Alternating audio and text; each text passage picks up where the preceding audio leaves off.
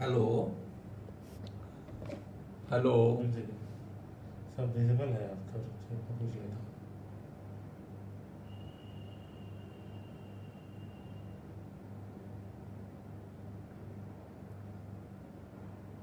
हाँ, वो है। हेलो। हाँ, देख रहे देख रहे।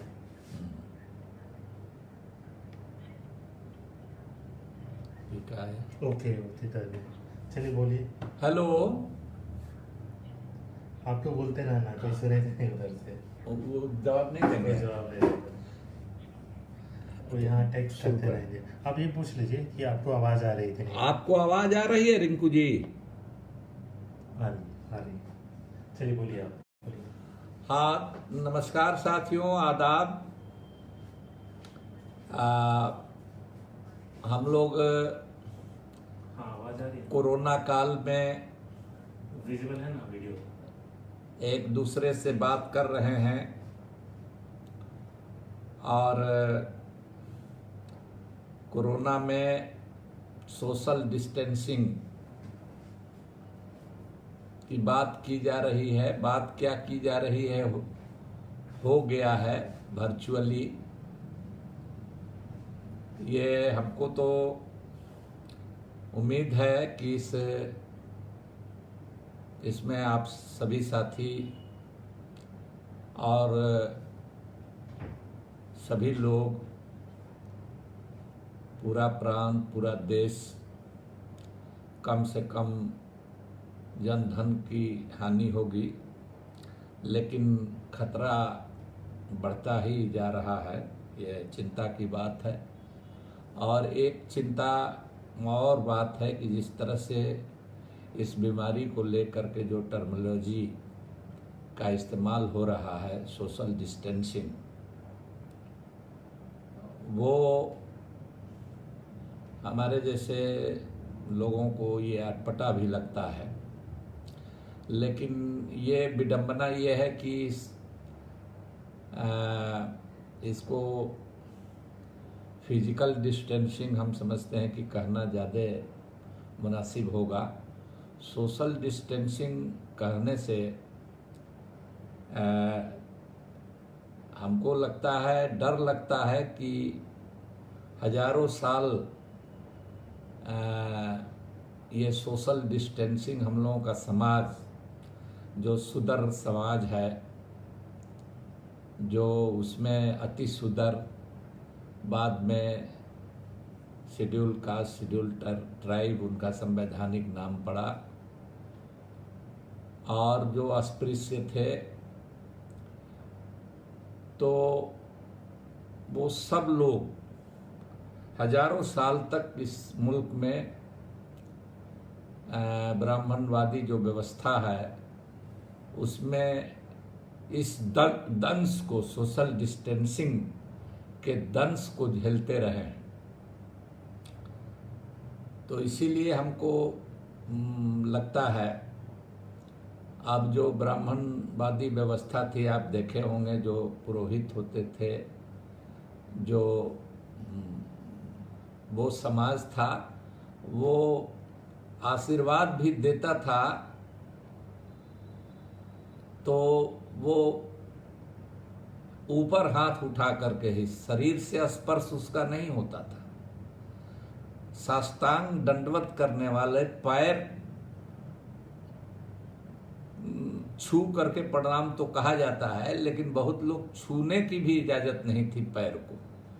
और पैर से ऊपर तो उठ करके वो भी गले मिलने की बात तो दूर रहे, लेकिन शूद्र समाज को, अति शूद्र समाज को, इसको पैर भी साष्टांग कीजिए, नहीं तो दूर से ही पैर सांकेतिक रूप से छू करके निकल जाइए।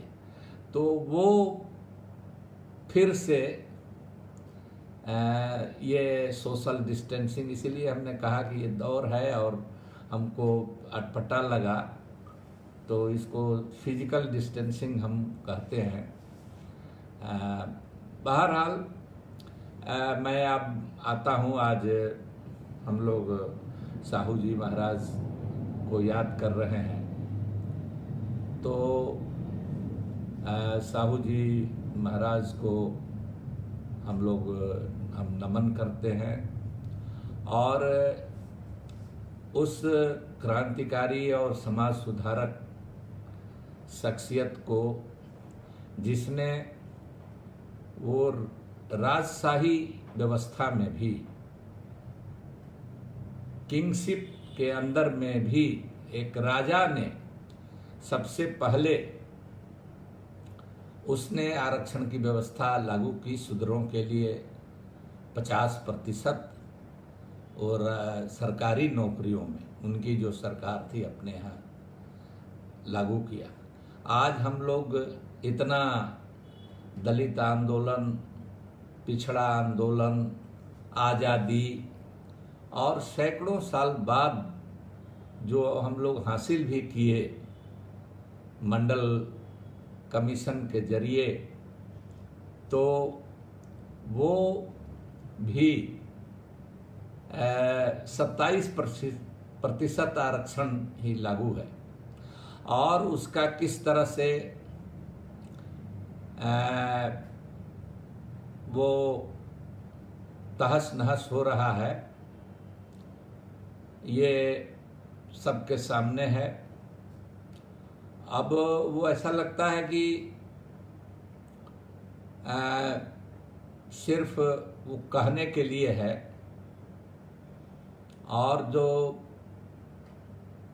अभी तक जो हुआ, जो 27% आरक्षण था, या यही स्थिति शेड्यूल कास्ट और शेड्यूल ट्राइब का भी जो रिजर्वेशन है उनके बारे में उनका कभी लागू नहीं हुआ। 12 साल मैं पार्लियामेंट में रहा, उस दरमियान भी हमने देखा कि कहीं भी किसी भी नौकरी में ये आरक्षण लागू नहीं हुआ।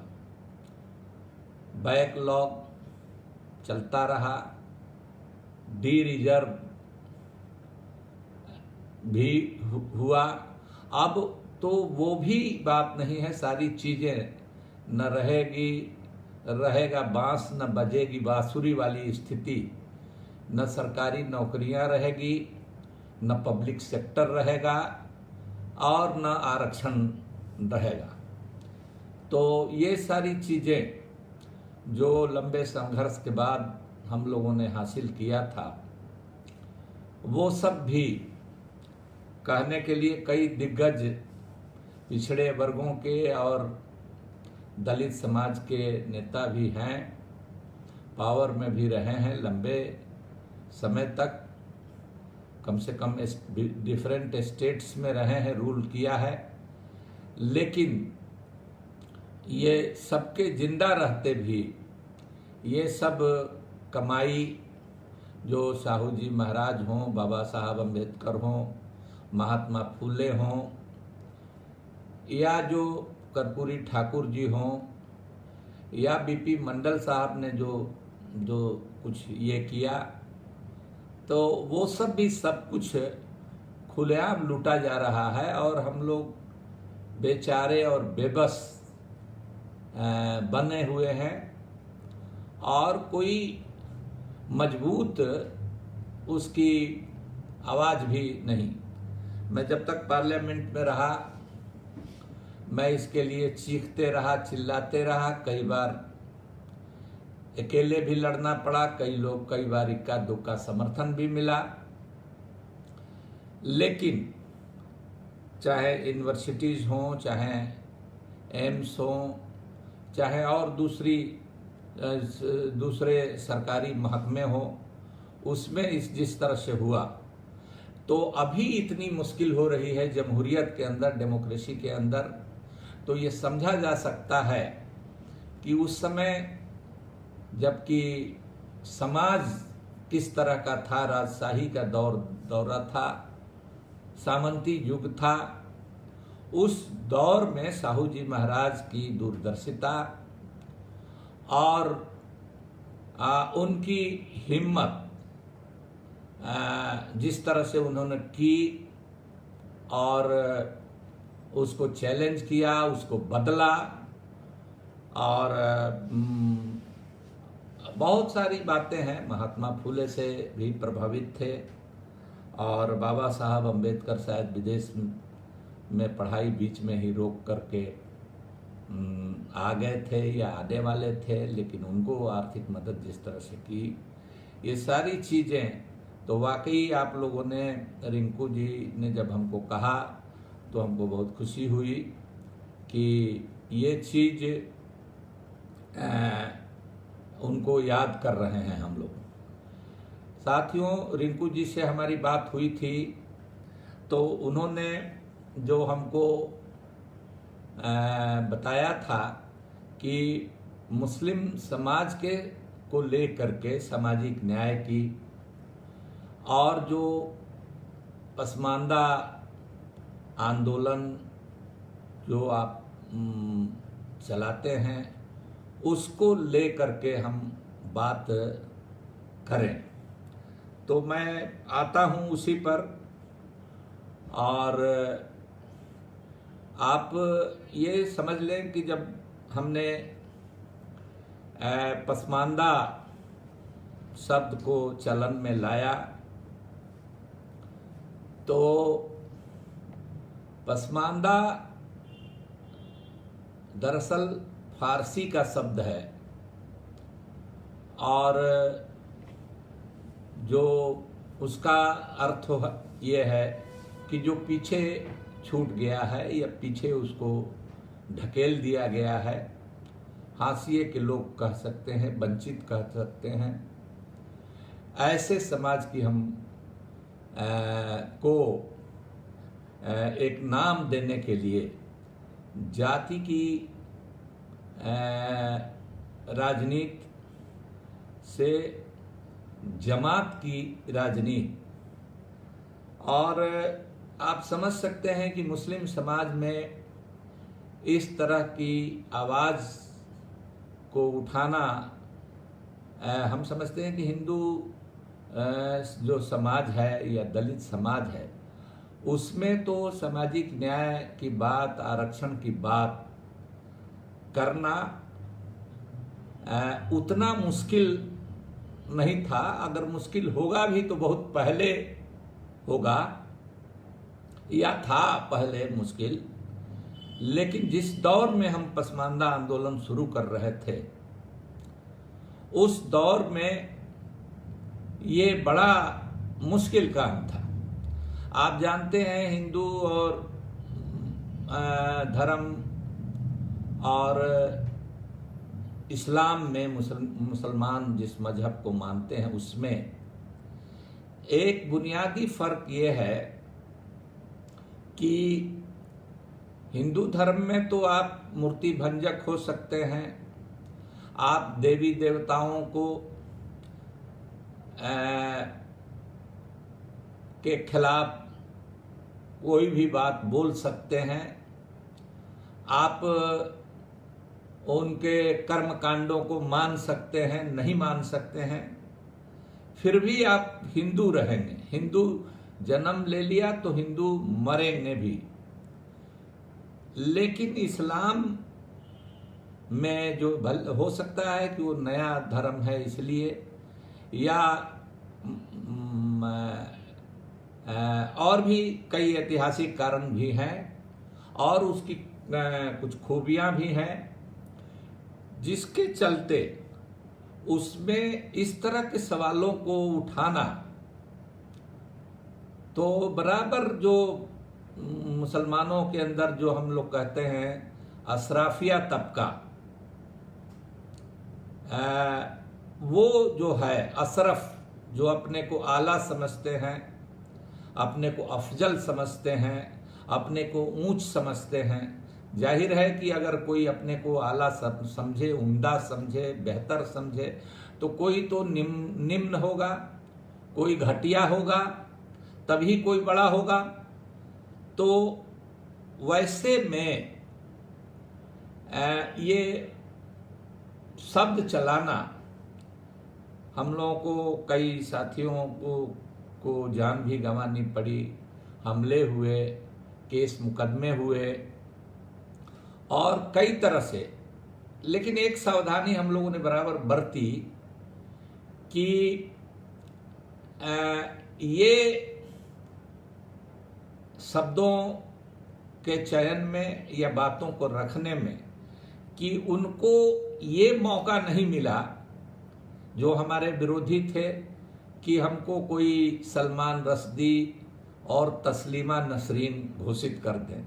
ये मौका नहीं, कोशिश की उन लोगों ने, कोशिश की इस्लाम विरोधी और मुस्लिम मुखालिफ वगैरह वगैरह, लेकिन ये कामयाब नहीं हुआ। तो हम लोगों ने, और वो इसलिए भी कि हमने जो इस्लाम का जो बुनियादी जो वसूल था, मसावात, हमारी किताब का भी नाम है मसावात की जंग। मसावात माने इक्वलिटी, बराबरी। तो उसको हमने पकड़े रहा कि भाई हमारे यहाँ हिंदू धर्म में तो वर्ण व्यवस्था है,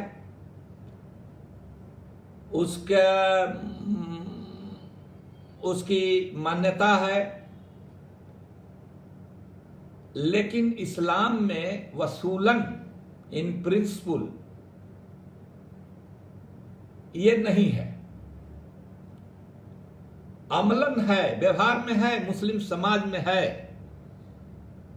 तो इस बात को हमने मजबूती से पकड़ करके रखा कि ये हथियार अगर हमसे छूटा या शब्दों के चयन में अगर कोई और बातों को रखने में कोई चूक हुई तो ये दूसरा रूप ले लेगा।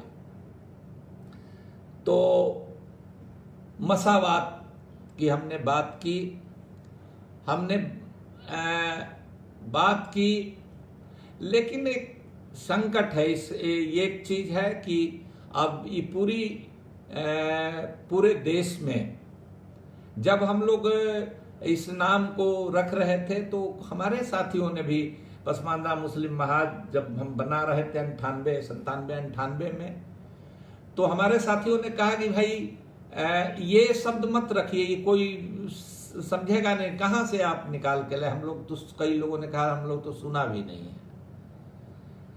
तो हमने उनको कहा था कि देखो भाई हमारे शब्द नहीं चलेंगे, हमारे मुहावरे नहीं चलेंगे, और तो हमारी सियासत भी नहीं खड़ी होगी, हमारे समाज को एक पहचान भी नहीं मिलेगी। लेकिन यह है कि ये शब्द चल निकला, और आज तो देश के दुनिया भर में इस पर, पसमानदा पॉलिटिक्स पर, पसमानदा समाज पर शोध हो रहे हैं। कोलंबिया यूनिवर्सिटी के एक तो पीएचडी कर लिया उन्होंने, दूसरे साहब भी पीएचडी अभी कर रहे हैं, कोई कभी बर्लिन से यूनिवर्सिटी से आ जाता है, और देश के यूनिवर्सिटीज में शायद ही कोई यूनिवर्सिटी बाकी हो जहां से लोगों ने इस पर शोध नहीं किया हो और नहीं कर रहे हो। तो एक चल गया, हालांकि माने एक तरह से सैद्धांतिक लड़ाई में, कोर्ट की लड़ाई में हम लोग एक तरह से कहिए हम लोग जीत गए, लेकिन अभी जमीन पर दखल नहीं है। ये बात है कि अभी वो दखल, और इसकी वजह यह है कि जो हमारे ओबीसी या दलित समाज के जो मौजूदा दौर के लीडरान हैं, वो हिंदू समाज के लिए तो दलित, पिछड़ा, अति पिछड़ा, आदिवासी, इस सब को बात करते हैं।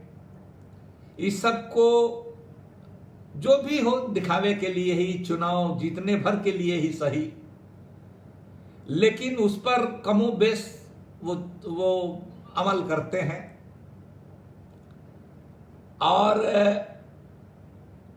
लेकिन मुस्लिम समाज के मामले में ये सितम जरीफी है, ये विडंबना है मुस्लिम समाज को लेकर के कि वो मुस्लिम समाज को लेकर के इस बारे में वो नहीं चाहते हैं कि भाई मुस्लिम समाज में ये अगड़ा पिछड़ा दलित ये सब की बात हो। और इसके पीछे कारण ये है कि जो सोकाल जो सामाजिक न्याय धारा की जो पार्टियां हैं, जो लीडर्स हैं, वो डरते हैं या पता नहीं क्या उनके और दिमाग में है कि अगर हम इसको करेंगे तो मुस्लिम वोट जो थोक में हमको मिल जाता है उसमें बंटवारा हो जाएगा। तो इसीलिए उनके क्रियाकलापों में, उनके सारी चीजों में, आचार व्यवहार में आप देखेंगे कि ये चीज हावी रहता है जो एक छोटा सा समाज है। वैसे ऐसा नहीं है कि हिंदू समाज में भी हमारे पिछड़े वर्ग के नेता लोग जो ब्राह्मणवादी व्यवस्था के पोषक लोग हैं, उस समाज के लोग हैं, उनको नहीं तरजीह देते हैं, ऐसा नहीं है, वहां भी है। लेकिन हमारे जो रेशियो है मुस्लिम समाज का वो बहुत निराशाजनक है। तो इसको लेकर के एक दोहरी लड़ाई हम लोगों को लड़नी पड़ती है। एक तो अपने समाज के अंदर, और दूसरा आप जो पिछड़े वर्ग के लोग हैं, आप छोड़ दीजिए पिछड़े वर्ग के लोग, विद्यार्थी हैं, युवक हैं, प्रोफेसर हैं, इन लोगों की बात अलग है। मैं बात कर रहा हूं जो लोग सत्ता में हैं। अब हमारी किताब मसावात की जंग आई तो सबसे पहले जेएनयू के बच्चों ने, दलित और ओबीसी के लड़कों ने हमारे सैकड़ों कापियां लिए और ले करके बेचा। और उसके बाद हमको पहली दफा जेएनयू में उनके बुलावे पर मैं गया। उसके बाद तो आना जाना बराबर रहा। बम्बे यूनिवर्सिटी ने, एक दलित वीसी थे वहां, उन्होंने इस पर बजाते 3 दिन का एक सेमिनार किया। तो उस समय के फ्रंट लाइन ने पूरा एक अपना अंक इस पर निकाला। तो इस तरह के लोग हैं जो जिन लोगों ने समर्थन किया, किशन पटनायक हों या आप समझ लीजिए कि रवि राय साहब हों, सुरेंद्र मोहन जी हों, तो इन तमाम लोगों ने मदद की इस आंदोलन में। और लेकिन जो राजनीतिक हलकों से जिस तरह का रिस्पांस मिलना चाहिए नहीं मिला। इक्का दुक्का मिला है, ऐसी बात नहीं है, लेकिन अभी भी बहुत बड़ा गैप है। तो इसीलिए हम कह रहे हैं कि हमारी लड़ाई इसका मुश्किल भी है और जोखिम भरा भी है। आज भी उस दंश को हम लोग झेलते हैं। तो हमने यही किया कि समाज एक जात का नहीं, और ये भी नहीं, मान लीजिए कि हमारे पिछड़े वर्ग के नेताओं से कई तरह की, दलित के जो वर्ग के नेता हैं उनसे भी कई तरह की चूक हुई है। क्योंकि देखिए 12 साल में पार्लियामेंट में रहा, अंदर से देखा है, और 24 साल पार्लियामेंट के बाहर पत्रकार के रूप में मुफस्सिल संवाददाता से लेकर के और चीफ रिपोर्टर तक, ब्यूरो चीफ तक हमने जो काम किया, तो जानता है पॉलिटिक्स के उतार चढ़ाव को, लोगों की समझदारी को, लोगों को ये को, अभी जो वर्तमान दौर में जो भी नेता हैं और पार्टियां हैं, तो ये उनमें वो मानते नहीं हैं, उनके गले से वो नहीं उतरता है।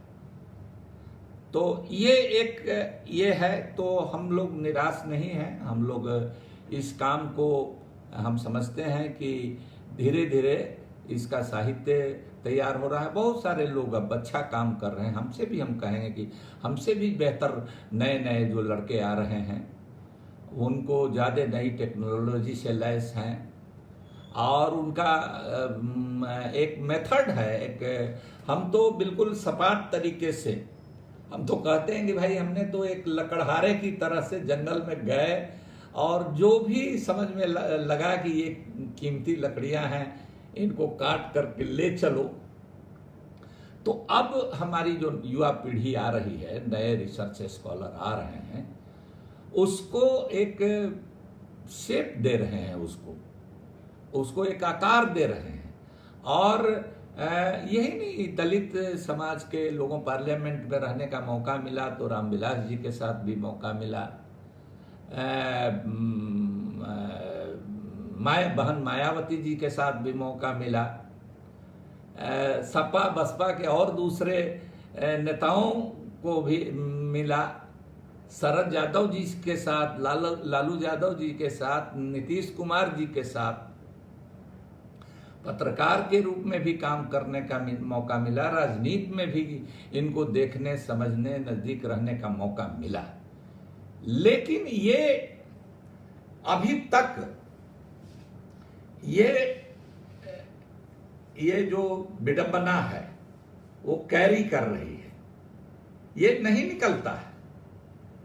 तो ऐसा नहीं कि हम इन लोगों के बारे में, वो हिंदू समाज में भी जिसके वो लोग भी समय समय पर पीड़ित रहे हैं, जिन नेताओं का नाम रखा है, लेकिन वो लोग भी कहीं जा करके उनके आश्रित हो जाते हैं, उनको तरजीह देते हैं, बढ़ावा देते हैं। तो ये जो है, ये सैद्धांतिक कमजोरी का माने जो तक है, सैद्धांतिक कमजोरी के चलते ये होता है। तो अपन तो माने है कि भाई सवाल जब पत्रकार थे तब भी, जब पार्लियामेंट में थे तब भी, नहीं है तब भी, हम लोग इस सवाल को उठाते रहे। अब मैं आपको बताऊं कि जो पसमानदा शब्द और इसको हमने ये देखा और मसावात, और फिर हमने कहा कि अशराफिया, तो हम तो कहते हैं कि भाई हमारे जो लोग हैं अशराफिया तबके के लोग, ये बहुत समझ लीजिए कि ये कोई ऐसा नहीं है कि ये भारत में ही है। लोग आमतौर पर यहाँ कहते हैं कि भाई भारत में जात पात है हिंदुओं में, और चूंकि इस्लाम यहाँ आया बाहर से, तो यहाँ से उसको छूत की बीमारी लग गई। इसको भी हमने एग्जामिन किया, इसको कहाँ तक सही है। तो इस बारे में हमको पता चला कि ये आधा सच है। अरे भाई, कोई भी समाज, एक समाज का दूसरे समाज से इंटरेक्शन होगा तो उसमें गुण अवगुण का आदान प्रदान तो होता ही है, लेकिन उसके ओरिजिन में, उसके मूल में भी हमने जाने की कोशिश की, तो हमने पाया कि इस्लाम जब हिंदुस्तान की सरजमीन पर उसने पैर नहीं रखा था, उसके पहले भी अरब की सरजमीन पर, वहां के समाज में ये बीमारियां थी, और इन बीमारियों के खिलाफ प्रॉफेट मोहम्मद लड़े। इसीलिए वो प्रॉफेट हैं और सर्वमान्य हैं। इसीलिए हम कहते हैं कि हिंदू जो फिलॉसफी है, हिंदू जो मैथोलॉजी है, उसके मायने मुकाबले में इस्लाम नया धर्म होने के वजह से या जिस वजह से कहिए, उसमें ये एक खूबी है कि जिसको दुनिया भर के मुसलमान प्रॉफिट को मानते हैं, आखिरी पैगंबर को, उन्होंने ये कहा अपने आखिरी खुतबे में, हज्जतुल विदा का खुतबा उसको कहते हैं, मने जुमे की नमाज में मिंबर एक जगह होता है जहां इमाम साहब खड़े होकर के जो स्पीच देते हैं, ईद की नमाज में, बकरीद की नमाज में, जुमे की नमाज में, तो खुतबा आखिरी अपनी जिंदगी से सबसे आखिर का खुतबा, उसके बाद कोई स्पीच उनका नहीं है। उसमें वो क्या कहते हैं? वो कहते हैं कि न गोरे को काले पर, न काले को गोरे पर, न अरबी को अजमी पर, न अजमी को अरबी पर कोई फौकियत, कोई बरतरी, कोई सुपरमेसी हासिल नहीं है। अगर है तो तकवा की बुनियाद पर है। तकवा का माने क्या है?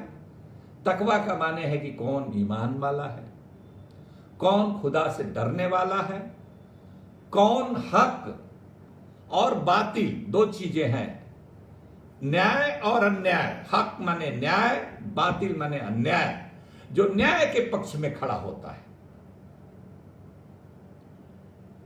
तो जो न्याय के पक्ष में खड़ा होता है वो बड़ा है। कोई कबीले से, जाति से, बिरादरी से कोई बड़ा नहीं है, छोटा नहीं है कोई। अगर कोई ये समझता है कि हम आला हैं, अशरफ हैं और सामने वाला हकीर है और फकीर है, तो ये गलत है। हमने एक किताब देखी, हिदाया उस किताब का नाम है, और वो किताब मक्का से छपी हुई है। हिजरी वगैरह हमको ये सब साल बहुत याद नहीं रहता, लेकिन इतना हम आपको बताते हैं, किताब में है, उसका साल वोल भी हमारी किताब में। लेकिन इतना है कि वो तब की किताब है जबकि इस्लाम का कोई भी प्रचार करने, उसको मानने वाला हिंदुस्तान में नहीं आया था। उस किताब में ये 3 शब्द हैं, अशरफ, अजलफ और अर्जल। अशरफ माने जो नोबल हैं, जो हाई क्लास है, और जो अजलफ बीच वाला है, और अर्जल, अर्जल माने तो नीच, कमीना, निकृष्ट, जो कह लीजिए वो है। तो जिस तरह से ये हमारे कहने का मतलब ये था कि भाई देखो जी क्या मैसेज आ रहा है, देखो तो हमारे समाज में इसका मतलब कि अरब के समाज में जहां से इस्लाम पैदा हुआ, उस समाज में भी ये बीमारी थी, और ये अस्वाभाविक नहीं है। मेरा तो मानना है कि जो लोग ये कहते हैं हिंदुस्तान में कुछ जाते हो सकता है, जातियां ज्यादा हो सकती हैं, लेकिन ये ह्यूमन वीकनेस है। ये दुनिया के हर हिस्से में किसी न किसी रूप में, अरे वर्ण व्यवस्था जो हम लोग यहाँ कहते हैं हिंदू समाज के लिए प्रयुक्त होता है, वो वर्ण माने तो रंगहीन होता है। तो वो वर्ण व्यवस्था के खिलाफ हम अरब के हैं इसलिए सुपीरियर हैं, जो गैर अरब है वो इंफीरियर है। प्रोफेट ने कहा कि नहीं, ऐसा नहीं है। जो गोरा है वो सुपीरियर है, जो काला है वो इंफीरियर है, ऐसा नहीं है। और देखा आपने कि जो प्रोफेट को मक्का से उनके जान के पीछे लोग पड़ गए, उनको जान बचा करके अपने कुछ विश्वास साथियों के साथ, जिनको सहाबा कहा जाता है, लेकर के मदीना भागना पड़ा। और वहां उनको एक समाज मिला, जगह, और तब आकर के मक्का पर एक तरह से आक्रमण करके फिर से माने कब्जा किया। उनके कबीले के लोग, उनके अपने लोग, वो जान के पीछे पड़े गए। वो मूर्ति पूजक देश था, पत्थरों की पूजा होती थी। यहां की तरह जितने देवी देवता हैं उतने पत्थर वहां थे जिनको पूजते थे वो लोग, अरब के लोग। तो ये स्वाभाविक है कि ये बीमारी वहां भी समाज में थी, अलग नाम से हो सकती है, अलग उसका रेशियो हो सकता है, लेकिन यहां समाज में भी आई। इसलिए आप देखते हैं यहां के समाज में कि बड़े पैमाने, यहां पर तो 95% लोग पहले हिंदू ओरिजिन के हैं, लेकिन जो जिस समाज से आकर के इस्लाम में दाखिल हुआ वो उसी कैटेगरी में आकर के रह गया। ये जात ऐसी बीमारी है मुसलमानों में भी कि ये मरने के बाद भी पीछा नहीं छोड़ती। कहने के लिए तो है कि एक ही सब में खड़ा हो गए महमूदो अयात, यहां न कोई बंदा रहा न कोई बंदा नवाज। नमाज में एक लाइन में खड़ा हो जाते हैं, जो पहले आया पहले, बाद में आया बाद में। लेकिन हमने पाया कि कई जगह उस नमाज में भी, कई जगह कब्रिस्तान में भी जहां मुर्दा दफन होता है, वहां भी छोटे और बड़े का बंटवारा देखा। उसकी मिसालें हैं, जातियों के अलग अलग कब्रिस्तान, वहां वो नहीं दफन होगा, वहां वो नहीं दफन होगा। मस्जिदें, तो ये सारी चीजें, हमने कहा कि ये कोई अस्वाभाविक नहीं है, ये ऐसी बीमारी है कि ये किसी देश में, किसी समाज में, किसी परिवार में ये बीमारी हो सकती है। और ये बीमारी अजीब है भाई, माने ये नहीं है कि सिर्फ अगड़े और पिछड़े हैं। हम लोग जमात बनाने की बात करते हैं, मंडल साहब ने अन्य पिछड़ा वर्ग बनाया, जातियों को, विभिन्न जातियों को वर्ग नाम दिया। बाबा साहब अंबेडकर, महात्मा फुले, पेरियार साहब ने, सबने किया।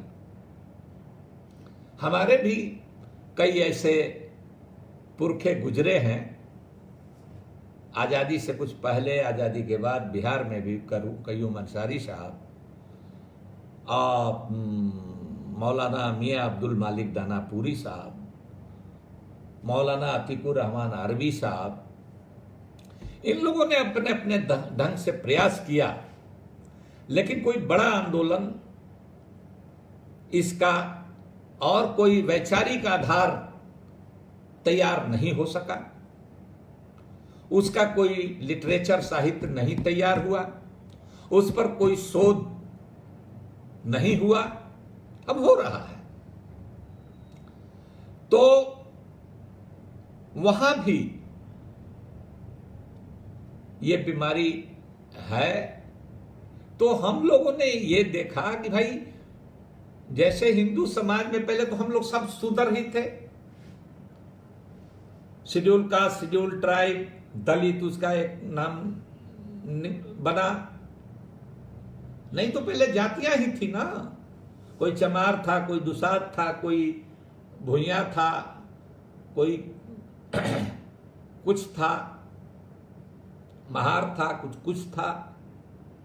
लेकिन वो अति शूद्र तो हमारे मुस्लिम समाज में भी, जिसमें हम पसमानदा कहते हैं, वहां तो बंटवारा हो गया, दलित, शेड्यूल कास्ट, शेड्यूल ट्राइब बन गया। लेकिन हमारा समाज में अभी वो बंटवारा नहीं हुआ। हमारे समाज में भी जो अभी हम पसमानदा कहते हैं, लेकिन उसमें पसमानदा तरीन जिसको अति पिछड़ा कहिए या जिसको दलित कहिए, ये 2 कैटेगरी, क्या 4.5 तक, वो 2 कैटेगरी अभी उसमें है। हमारे अंदर भी दलित हैं, हलालखोर हैं, भंगी हैं, मैला ढोने का काम आज भी करते हैं, जो गटर में, चाहे गुड़गांव हो चाहे देश के दूसरे हिस्सों में हो, गटर में जो निकालते हैं और जहरीला गैस से मरते हैं। तो हिंदू भंगी होता है तो मुसलमान भंगी भी होता है, मुस्लिम धोबी है तो हिंदू धोबी है, ट्रॉली टॉपर ताड़ी उतारने वाला हिंदू है तो मुसलमान भी है, इस बिहार में भी है। तो कई ऐसी जातियां, एक बिरादरी तो हमारे यहां मुस्लिम जिसका नाम ही भटियारा है। भटियारा आप जानते हैं, गाली गलौज का शब्द है, तो है मुस्लिम मोची हैं, जूता चप्पल बनाते हैं, चमड़ा छीलते सुखाते पकाते हैं। तो ये एक हमारी एक ये भी मांग, और एक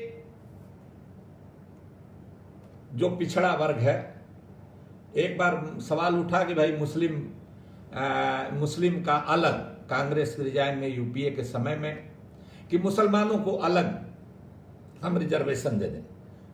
मुलायम सिंह यादव जी ने कहा कि 18% दे देंगे, और दूसरे कहीं सलमान खुर्शीद ने कुछ कहा कि 12% दे देंगे, कि कितना 9% दे देंगे। तो हमने उस समय भी सवाल उठाया, हालांकि हमारे समाज के लोगों को यह अच्छा लगता है कि भाई मुसलमान का, उनको लगता है या बताया जाता है कि मुसलमान में 27% में मंडल कमीशन में तो है, लेकिन उसको आरक्षण का लाभ नहीं मिलता। हिंदू पिछड़े हमसे मजबूत हैं, जादव हैं, कोयरी है, कुर्मी है, दूसरे लोग हैं, बनिया हैं, हमसे मजबूत हैं, ले जाते हैं। तो हमने कहा कि नहीं भाई, ये भी देखना होगा, अभी ये बंटवारा नहीं, ये भी देखना होगा कि उनको भी नहीं मिल रहा है, तो अभी क्यों नहीं वो 27% भी हम सब लोगों को मिले, तब देखा जाएगा। और बिहार में तो ये एक व्यवस्था है भी, सर्वमान्य व्यवस्था है कि अति पिछड़ा, तो हम लोग मुस्लिम में ज्यादातर जो पिछड़े वर्ग में है वो अति पिछड़ा में ही आते हैं। लेकिन वो जो पूरे देश की बात थी, तो उनकी नीयत यहां लड़ाने की, भिड़ाने की थी। तो साथियों, हम समझते हैं कि ये हम लोगों का दृष्टिकोण है कि हमारी लड़ाई एक तो ये है कि हमारे अंदर शेड्यूल कास्ट भी है, हमारे अंदर शेड्यूल ट्राइब भी है, हमारे यहाँ ओबीसी भी है, पिछड़े भी हैं, अति पिछड़े भी हैं, और ये सारा दुख दर्द, हम तो बराबर कहते हैं कि हम लोगों का न सिर्फ एक दर्द का रिश्ता बनता है आपस में, बल्कि हम लोगों का एक जन्म जन्म का रिश्ता है। आप देख लीजिए, जिस तरह से जादव लोगों को मूर्ख, गंवार, क्या क्या नाम, अब जादव जी तो मैंने लालू प्रसाद जी हैं पहले, जादव जी तो बाद में बने हैं। अब सोच लीजिए उनके माता पिता ने जादव उस समय क्यों नहीं लगाया होगा उनके नाम में, सर्टिफिकेट में। मुलायम सिंह हैं, जादव तो शायद बाद में बने हैं। उससे भी मैंने हकारत की नजर से देखने वाले नाम से, उसी तरह से मुसलमानों को भी अंसारी जो लोग कहते हैं, या जो लोग मंसूरी बढ़िया नाम रख लिए, रायनी रख लिए, लेकिन जुल्हा दुनिया कुंजड़ा कहते हैं। हमारे समाज के लोग आज भी बोलते हैं, सामने ना बोले भले, सामने भी बोलेंगे, अगर थोड़ा कम देखेंगे, बुड़बक है या झगड़ा नहीं, बात नहीं बढ़ सकती है तो वो भी बोलेंगे। आप फिर चले जाइएगा तो वो बोलेंगे ही। तो जिस तरह से लतीफे, मुहावरे, मजाक उड़ाने के, उनको हतोत्साहित करने के ढेर सारी लोकोक्तियां, ढेर सारे मुहावरे, किस्से, कहानियां, जुलाहे, धूने, कुंजड़े, कसाई, कबाड़ी, डोम, डफाली, सबके बारे में है। जैसे चूड़ा, चमार, आहिर, बिलार, क्या क्या कह करके मजाक उस समाज में, उस तरह से इस समाज में भी। तो ये हमको लगता है कि हमारा जो सामाजिक न्याय का जो आंदोलन है, इसको बड़े परिप्रेक्ष्य में सामाजिक न्याय की जो अवधारणा है, दलित आंदोलन की जो अवधारणा है, उसमें अवधारणा तो सही है, लेकिन उसमें नेतृत्व जो तबके हैं उसमें खोट है, और इस काम के लिए हमको मुखर होना पड़ेगा। और ये नहीं समझना चाहिए, ये भी है। देखिए, एक और बीमारी से अभी जूझ रहे हैं, अभी कोरोना से जूझ रहे हैं, बेरोजगारी से, महंगाई से, भ्रष्टाचार से, सब जूझ रहे हैं। उसके सबसे वर्स्ट विक्टिम जो पिछड़े हैं, दलित हैं, वो होते हैं।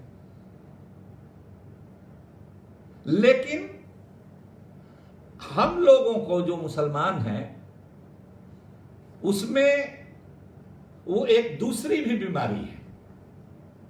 उनके गर्दन पर 24 घंटा तलवार लटकी हुई है, खास करके जो 14 के बाद से जो दौर शुरू हुआ है, दमनकारी जो दौर, उसमें तो सभी लोग तो जो मजबूत लोग हैं, वो तो अपने ही, हम लोग देखते हैं कि वो अपना ही जान बचाने, अपना प्रॉपर्टी बचाने के फेरा में लगे हुए हैं। हम लोगों को कौन पूछता है? जो हम लोग पसमानदा हैं या गरीब हैं, तो ये दर्द है। तो हमको लगता है कि जो हमारा सामाजिक आंदोलन और दलित आंदोलन है, वो भी कहीं ना कहीं अंधी गली में फंस गया है। उसको उस गली से निकालने की जिम्मेवारी जो नई पीढ़ी के लोग हैं, नौजवान लोग हैं, हमारे समाज ने तो देखिए, जब एक जमात बना करके दे दिया, मंडल साहब ने तो दे दिया, महात्मा फूले ने तो दे दिया, अंबेडकर साहब ने तो दे दिया, लेकिन हमको जो जमात बना के मिला, हम लोगों ने उसको जात में बदल दिया। थोड़ा ही किया, बदनीयती की, उसको बढ़ा चढ़ा करके मीडिया ने और व्यवस्था ने बदला। देखिए आज हालत, उत्तर प्रदेश क्यों हारे? हमसे पूछा उत्तर प्रदेश चुनाव के बाद, लोकसभा विधानसभा दोनों चुनाव जिस तरह से बीजेपी जीती, हमने कहा कि देखिए 3 चीज है, anti Jatav, anti Jadav, anti Muslim. एकदम क्लियर किया इसको। तो अति पिछड़ी जातियों को, जादव में भी दूसरी जातियों को, अब तो जादव समाज में भी, कुर्मी समाज में भी, कुशवाहा समाज में भी ये ब्राह्मणवादियों की विचारधारा का अच्छी खासी पैठ हो गई है। दलित में भी तो वहां यही किया, चमारों को दूसरे दलितों से अलग, पिछड़ों को, जो यूपी में तो यादव को कोयरी कुर्मी से अलग करने की कोशिश की, किया भी बहुत हद तक, अति पिछड़ों को कर दिया। बिहार में भी यही हुआ और आज भी यही हो रहा है। तो हमारे जो लोग हैं, जो लीडरशिप में हैं, आप साथियों, नौजवान साथियों से हम तो बोलते रहे, जहां रहे हैं इस सब बात के लिए बोलते रहे हैं, लड़ते रहे हैं कि भाई अति जो हम लोगों को देखना होगा कि हमसे भी जो कमजोर है उसका हम ज्यादा ख्याल रखें, उसका विश्वास अर्जित करें। अगर कहीं से भी लगा कि हम उसको तरजीह नहीं दे रहे हैं, उसके हक हिस्से की बेईमानी कर रहे हैं, आप देख रहे हैं, मैं उन सब बातों पर नहीं जाता कि किस तरह से चुनाव के ठीक पहले जो घटनाएं हो रही हैं, हुई हैं, आप देख लीजिए। वो लोग, बीजेपी के लोग ऐसे नहीं सक्सेस हो रहे हैं, नीतीश कुमार इस तरह से नहीं सक्सेस हुए। उन्होंने इन सब चीजों को वो लोग भी सोशल इंजीनियरिंग कर रहे हैं अपने तरह से, उनकी फिलॉसफी, इनकी आइडियोलॉजी जो हो, लेकिन थोड़े देर के लिए भ्रम पैदा कर देते हैं। लेकिन हमारे यहां जिस तरह से राज्यसभा में जिस तरह के लोग भेजे जा रहे हैं, काउंसिल में जिस तरह से लोग भेजे जा रहे हैं, और जब हमारे लोगों को मौका मिला वीसी बनाने का, निगम बोर्ड में ले जाने का, किस किस तरह के लोग गए। टैलेंट की, जिस तरह से हिंदू समाज के ओबीसी में टैलेंट की और मेहनत की कोई कमी नहीं, वैसे मुस्लिम में भी है। तो इसीलिए आप लोग समझाइए जो लोग हैं और बोलिए, आप लोगों के बोलने का ज्यादा असर होगा कि नहीं आप जानबूझ करके ऐसा काम कर रहे हैं।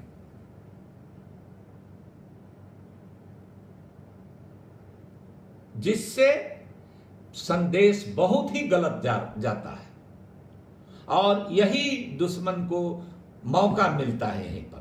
तो जब मान लीजिए कि किसी को कितना निगलेक्ट कीजिएगा, निगलेक्ट करते करते ढकेलते ढकेलते लीजिए, कहीं तो अड़ेगा ना भाई, अपने एग्जिस्टेंस के लिए अड़ेगा ना। तो हम लोग लड़ते हैं, अड़ते हैं, लड़ना चाहिए, अड़ना चाहिए।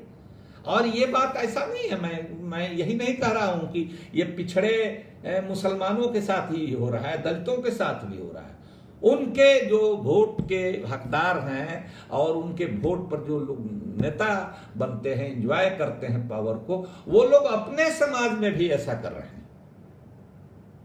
कर्पूरी जी ने और लोहिया जी ने जाति से जमात का नारा इन सब लोगों ने दिया, ये बना करके भी हमारे बिहार के समाज ने खास करके दिया, लेकिन वो उलट गया। अपनी भी गलतियां हैं, ठीक है, हम समझते हैं मीडिया की क्या गलती है, धन की क्या पावर है, हमारे लोग जल्दी लड़ा भिड़ा दिए जाते हैं, ये सारी चीजें हैं। लेकिन हम जितना कर सकते हैं, हम लोगों को भी वाचाल होना है, हम लोगों को भी वोकल होना है। हमने पार्लियामेंट में भी जो हमको समय मिला, इन्हीं सवालों को आप देखिएगा, किताब के रूप में भी वो आ गई है, लोगों ने छपवाया, हमको तो मैंने निकाल दिया पार्लियामेंट से। हमने बगावत किया, तो बगावत करने का तो अंजाम जो होता है हुआ। लेकिन हम इसी बात को लेकर के, आज तो सब सोशल इंटरनेट पर सब अवेलेबल है, जाति आधारित गणना का सवाल पार्लियामेंट में सबसे पहले हमने उठाया। जिस सत्र में उठाया, अकेले हो गए, एक आदमी, हम राज्यसभा में थे, एक आदमी ने इसका समर्थन नहीं किया, सरकार ने नहीं माना। अगले सत्र में लोकसभा के अंदर में जब ये सवाल उठा, तो उस समय लालू जी थे, शरद यादव जी थे, गोपीनाथ मुंडे थे, सब लोग एकजुट हुए, मनमोहन सिंह जी प्रधानमंत्री थे, उन्होंने माना उस सवाल को। लागू हुआ कितना नहीं हुआ अलग चीज है, लेकिन इन प्रिंसिपल माना कि यह होना चाहिए। तो आरक्षण का सवाल, जितने भी ओबीसी के या दलित के नेता हैं, उनसे कम नहीं, कई माने में हमने उनसे ज्यादा दलित और पिछड़ों का सवाल उठाया और रिकॉर्डेड है। लेकिन हम लोगों की कोई सलाह नहीं, हम लोगों से कोई बात नहीं है। तो लेकिन हम लोगों को ये भरोसा है कि हमारी नई जो पीढ़ी है वो समझेगी। और देखिए, जब तक उसके रास्ते में पड़ करके, जिस रास्ते से हमारा पॉलिटिकल एनिमी चल रहा है, उसके रास्ते में चल करके हम उससे मुकाबला नहीं कर सकते। सैद्धांतिक आधार हमारा अगर कमजोर होगा, हम नहीं टिक पाएंगे।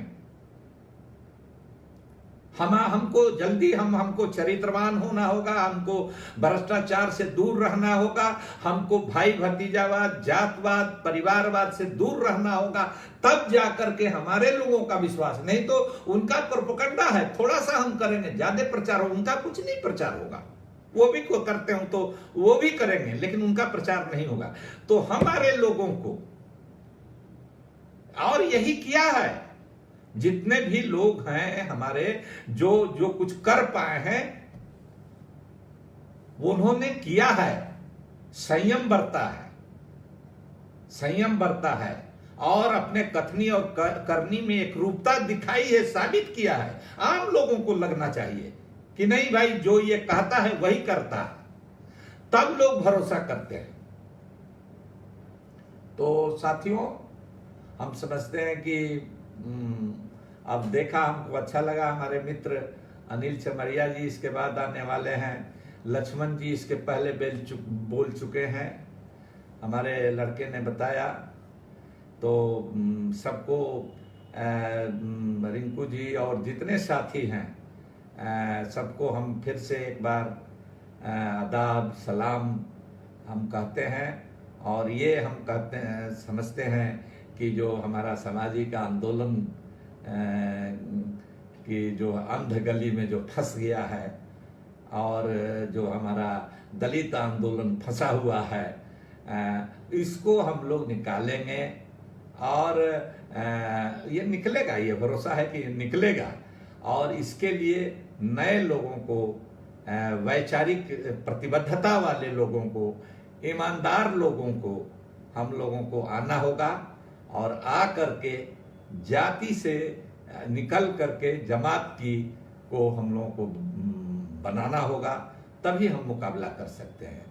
पैसे में, दिखावा में हम लोग मुकाबला नहीं। टोकनिज्म चल रहा है अभी, हमारे लोग भी टोकनिज्म कर रहे हैं, उनकी नकल कर रहे हैं, नकल से बात नहीं बनती है। बहुत बहुत शुक्रिया, धन्यवाद।